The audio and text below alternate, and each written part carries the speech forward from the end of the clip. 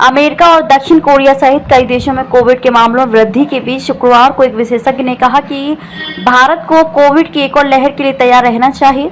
America के 25 राज्यों में कोविड संक्रमण बढ़ रहा है। दक्षिण कोरिया में भी कोविड के मामले बढ़ रहे हैं। भारत में कोविड-19 के 908 नए मामले सामने आए। विश्व स्वास्थ्य संगठन के अनुसार इस वर्ष जून और जुलाई के बीच भारत में कोविड-19 के 908 नए मामले सामने आए और 2 मौतें हुई हैं। शिवनादर विश्वविद्यालय नोएडा के वायरोलॉजिस्ट प्रोफेसर दीपक सहगल ने बताया, वायरस निश्चित रूप से फिर से उभर आया है। कोविड का हालिया प्रकोप केपी वेरिएंट के कारण हुआ है, जो ओमिक्रॉन वेरिएंट से संबंधित है। हालांकि भारत में स्थिति गंभीर नहीं है, लेकिन हमें इसके लिए पूरी तरह तैयार रहना होगा। भारत में KP.2 का पहली बार दिसंबर 2023 में ओडिशा में पता चला था।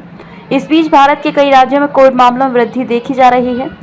भारत में कोरोना के 279 सक्रिय मामले हैं। इससे पहले कोरोना की 2 लहर में लाखों लोगों की मौत हो गई थी। 6 महीने में समाप्त हो सकता है एमपॉक्स का प्रकोप। WHO विश्व स्वास्थ्य संगठन के महानिदेशक टेड्रोस अधानम घेब्रेयेसस का मानना है कि अफ्रीका में एमपॉक्स के प्रकोप को अगले 6 महीने में रोका जा सकता है। उन्होंने शुक्रवार को कहा कि टीकों की पहली खेप कुछ ही दिनों में कोंगो पहुंच जाएगी। कोंगो में एमपॉक्स का सबसे अधिक प्रकोप है।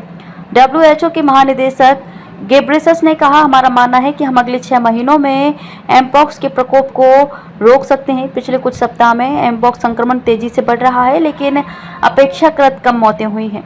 घेब्रेयेसस ने यह भी बताया कि Burundi, Rwanda, Kenya, Uganda, Sweden और थाईलैंड में मरीजों की पहचान की गई है। एमपॉक्स संक्रामक वायरल रोग। गौरतलब है कि कोंगो में इस वायरस के प्रकोप के बाद WHO ने इसी महीने एमपॉक्स की स्थिति को फिर वैश्विक सार्वजनिक स्वास्थ्य आपातकाल घोषित किया है। इससे पहले जुलाई 2022 में एमपॉक्स को वैश्विक स्वास्थ्य आपातकाल घोषित किया गया था।